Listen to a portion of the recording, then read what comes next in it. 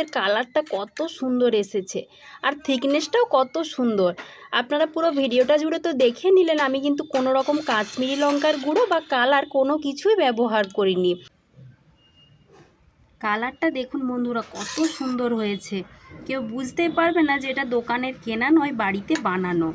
নমস্কার বন্ধুরা, আমার চ্যানেলে আপনাদের সবাইকে আবারও একবার স্বাগত জানিয়ে আজকের একটা নতুন পর্ব নিয়ে আবারও হাজির হয়ে গেছি। এখন বাজারে কিন্তু টমেটো বেশ সস্তায় পাওয়া যাচ্ছে।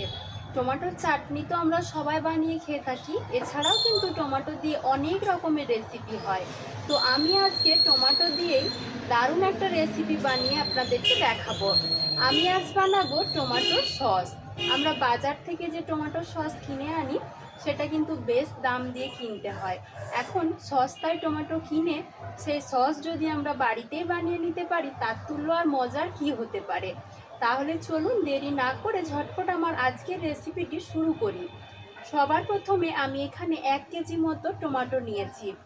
এমন দেখে টমেটোগুলো নিতে হবে যাতে টমেটোগুলো খুব বেশি নরম না হয়, অথচ সুন্দরভাবে লাল হয়ে পাকা থাকে আর কি, আর কোনো রকম দাগ না থাকে। ফ্রেশ টমেটোগুলো নেবার চেষ্টা করবেন। আমি এখানে এরকম টমেটো নিয়েছি। এবার এই টমেটোগুলোকে ছোট ছোট টুকরো করে কেটে নিয়ে ফিরে আসছি। বন্ধুরা, টমেটোগুলো আমি এরকম ছোট ছোট টুকরো টুকরো করে কেটে নিয়েছি। এবার চলে যাব মূল রান্নাতে। তার জন্য আমি সবার প্রথমে গ্যাসের উপর একটা কড়াই বসিয়ে দিয়েছি। এবার ওই কড়াইটার মধ্যে আমি এই টমেটোগুলো সবগুলোই দিয়ে দেব। তার সাথে আরও কয়েকটা উপকরণ দিয়ে দিচ্ছি খুব সামান্য পরিমাণে একটু আদা। আপনারা বাজারে যে টমেটো সস কিনে খান তাতে কিন্তু পেঁয়াজ রসুন এগুলো দেওয়া থাকে, তবে আমি কিন্তু আজকে কোনো রকম পেঁয়াজ রসুনের ব্যবহার ছাড়াই টমেটো সসটা বানিয়ে দেখাবো। বলতে পারেন একদম নিরামিষ পদ্ধতিতে বানিয়ে দেখাবো। এবার দিয়ে দিচ্ছি 2টো শুকনো লঙ্কা। আপনারা ঝালটা যে যার মতো বুঝে দেবেন, যদি কম খেতে চান কমও দিতে পারেন। আর এখানে নিয়েছি 3টে লবঙ্গ, অল্প কিছুটা নিয়েছি দারচিনি, আর নিয়েছি একটা বড় এলাচ। বড় এলাচটা একটুখানি এভাবে ফাটিয়ে নিয়ে এর মধ্যে দিয়ে দিচ্ছি। এতে করে সুন্দর একটা ফ্লেভার আসবে আর টমেটো সসটা একদম দোকানের মতো মনে হবে। এবার সব কিছু ভালো করে একটু মিশিয়ে নিয়ে তারপরে একটা ঢাকা দিয়ে আমি গ্যাসের আঁচটা মিডিয়ামে করে দিয়ে বেশ কিছুক্ষণ রান্না করে নেব, যাতে টমেটোটা একদম ভালো করে সেদ্ধ হয়ে নরম হয়ে যায়। এভাবে ঢাকা দিয়ে আমি বেশ কিছুক্ষণ টমেটোটা সেদ্ধ করে নিচ্ছি। দেখুন বন্ধুরা, এইভাবে টমেটোটা কিন্তু আমি প্রায় 15 মিনিট মতো সেদ্ধ করে নিয়েছি। এখানে একটা কথা বলা হয়নি, টমেটোতে কিন্তু কোনো রকম জলের ব্যবহার করা যাবে না।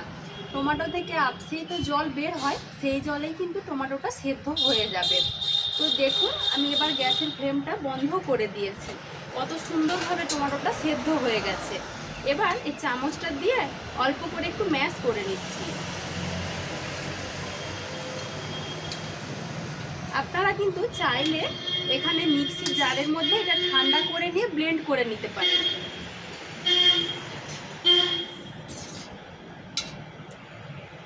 তবে আমি কিন্তু আজকে ব্লেন্ড করব না, এইভাবে কিছুক্ষণ রেখে দেবো যাতে এটা একটু ঠান্ডা হয়ে যায়।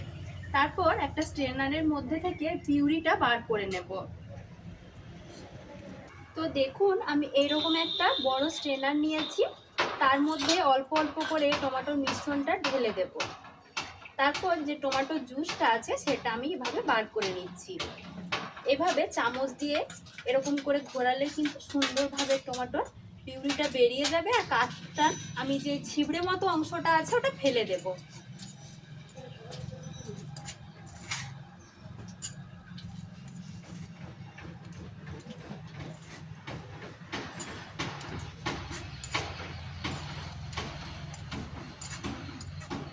এভাবে কিন্তু রসটা বার করে নিচ্ছি।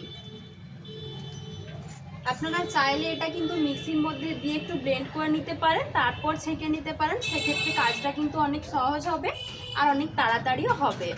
এভাবে সমস্ত টমেটোর পিউরিটা কিন্তু আমি বার করে নিয়েছি। এবার গ্যাসের মধ্যে একটা কড়াই বসিয়ে দিয়েছি, তার মধ্যে এই পিউরিটা ঢেলে দেব। এবার এর মধ্যে আমি আবারও কয়েকটা উপকরণ মিশিয়ে দেব। দিচ্ছি এখানে হাফ চামচ মতো বিট লবণ, আর হাফ চামচের চাইতে একটু কম আমরা রান্নায় যে লবণ ব্যবহার করি সেই লবণ। বিট লবণটা কিন্তু অবশ্যই দেবেন, এতে করে এই টমেটোর সসের স্বাদ কিন্তু খুব সুন্দর হবে। তো দুটোই এখানে দিয়ে দিলাম। এবার দিচ্ছি চিনি। আমি এখানে 4 চামচ মতো চিনি দিচ্ছি। তারপরে কিছুক্ষণ ফুটতে দেব, তারপর একটু টেস্ট করে দেখে নেব যে ঠিকঠাক স্বাদটা আছে কিনা, না হলে কিন্তু আবার একটু চিনি দিয়ে দেব। এবার ভালো করে কিছুক্ষণ ফুটিয়ে নেব। পাতলা জলের মতো অংশটা এটা কিন্তু ফুটিয়ে ফুটিয়ে একটু গাঢ় করে নিতে হবে, তবেই কিন্তু সসটা একদম দোকানের মতো পারফেক্ট তৈরি হবে। বন্ধুরা, মিশ্রণটা কিন্তু ফুটতেও শুরু করে দিয়েছে। এইভাবে কিন্তু অনবরত নাড়াচাড়া করে করে মিশ্রণটা একদম গাঢ় করে নিতে হবে। এটা একটু সময় লাগবে, এটা একটু ধৈর্য ধরে করতে হবে। আর একটা কথা আপনাদেরকে বলি, আপনারা যদি টমেটো সসটা বানিয়ে নিয়ে বেশ কিছুদিন ধরে সংরক্ষণ করতে চান, সেক্ষেত্রে কিন্তু আপনারা টমেটো সস বানানোর সময় যে বাসনপত্রগুলো ব্যবহার করবেন বা টমেটোটা সেদ্ধ করার সময়ও কিন্তু জল ব্যবহার করবেন না। জলের সংস্পর্শে থাকলে কিন্তু এটা নষ্ট হয়ে যাবে। যে কোনো বাসনপত্র আপনারা নেবেন সেগুলো কিন্তু আগে ভালো করে একটু শুকিয়ে নেবেন, তারপর সেই বাসনপত্রগুলো ব্যবহার করবেন, তাহলে কিন্তু অনেক দিন ভালো থাকবে। আর চাইলে আপনার ফ্রিজের মধ্যেও রাখতে পারেন। আর আমি এখানে কিন্তু কোনো রকম কালার বা কাশ্মীরি লঙ্কার গুঁড়ো ব্যবহার করিনি। আপনারা যদি মনে করেন একটু কিন্তু কাশ্মীরি লঙ্কার গুঁড়ো ব্যবহার করতে পারেন, এতে করে কালারটা খুব সুন্দর আসবে। তো এইভাবে আমি বেশ কিছুক্ষণ ফুটিয়ে নেব। বেশ কিছুক্ষণ কিন্তু ফুটিয়ে নিয়েছি। কালারটা কত সুন্দর এসেছে দেখুন, একদম বাড়িতে বানানো অরিজিনাল টমেটো সস। এভাবে বানিয়ে কিন্তু আপনারা 1 বছর ধরে সংরক্ষণ করেও খেতে পারবেন। তো এখানে একটু টেস্ট করে দেখলাম লবণটা কম আছে, সেজন্য আবার কিছুটা আমি বিট লবণ দিয়ে দিচ্ছি। আর এখানে আমি অল্প কিছুটা তেঁতুল নিয়েছি। তেঁতুলটা সামান্য একটু জলের মধ্যে গুলে নিয়ে এই তেঁতুলের কাজটা আমি দিয়ে দেব,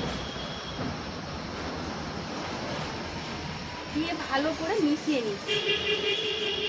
দোকানের যে টমেটো সসগুলো আমরা কিনে খেয়ে থাকি, সেগুলো কিন্তু টক ঝাল মিষ্টি একদম সমান সমান থাকে। আর টমেটোর মধ্যে কিন্তু অতটা টক ভাব নেই, সেজন্য আমি সামান্য একটু তেঁতুল জলের মধ্যে গুলে অল্প একটু দিয়ে দিয়েছি।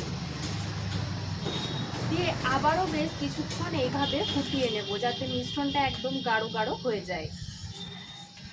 এভাবে আমি প্রায় 20 মিনিট মতো মিডিয়াম ফ্লেমে সসটাকে ফুটিয়ে নিয়েছি। এখন কিন্তু সসটা আগের থেকে অনেকটা গাঢ় হয়ে গেছে।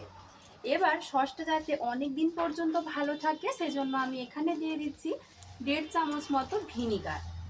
আপনারা যদি মনে করেন যে অল্প বানিয়ে কিছু দিনের মধ্যে খেয়ে নেবেন, তাহলে ভিনিগারটা না দিলেও না দিতে পারেন।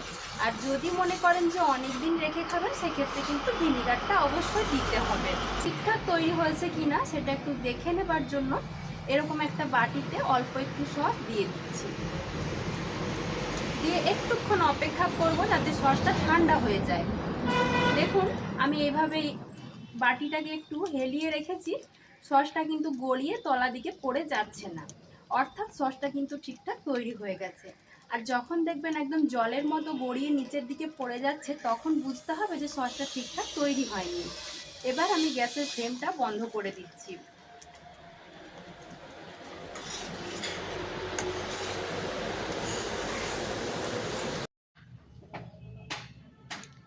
দেখুন বন্ধুরা, টমেটো সসের কালারটা কত সুন্দর এসেছে, আর থিকনেসটাও কত সুন্দর।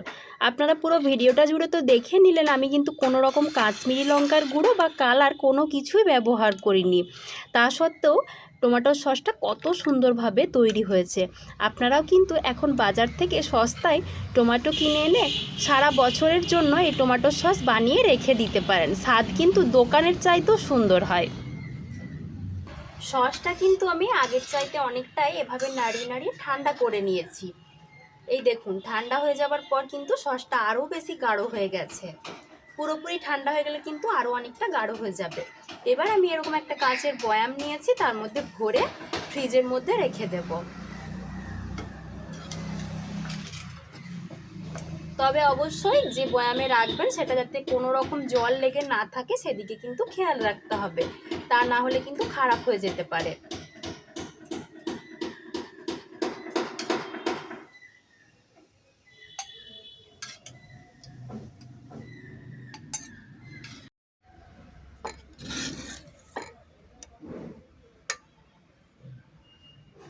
কালারটা দেখুন বন্ধুরা কত সুন্দর হয়েছে, কেউ বুঝতেই পারবে না যে এটা দোকানের কেনা নয়, বাড়িতে বানানো। আপনারাও কিন্তু অবশ্যই এটা বাড়িতে বানিয়ে দেখবেন, খেতে খুব সুন্দর লাগে।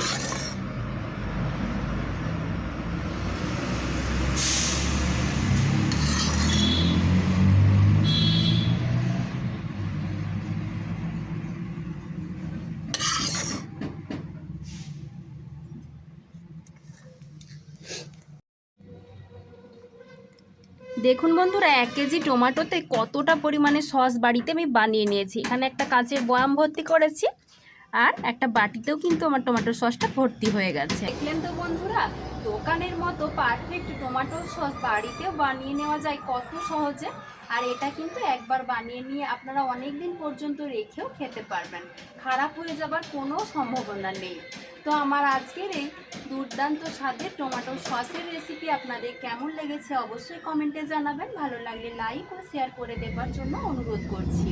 তার সাথে চ্যানেলে নতুন বন্ধু হয়ে থাকলে প্রতিদিন যাতে আপনিও এরকম নতুন নতুন রেসিপির আপডেট পেতে পারেন সেজন্য কিন্তু আমার চ্যানেলটি অবশ্যই সাবস্ক্রাইব করে রাখবেন। খুব তাড়াতাড়ি আবারও একটা নতুন রেসিপি নিয়ে হাজির হয়ে যাব আপনাদের মাঝখানে। সবাই ভালো থাকবেন, সুস্থ থাকবেন, দেখা হচ্ছে পরের ভিডিওতে। ধন্যবাদ।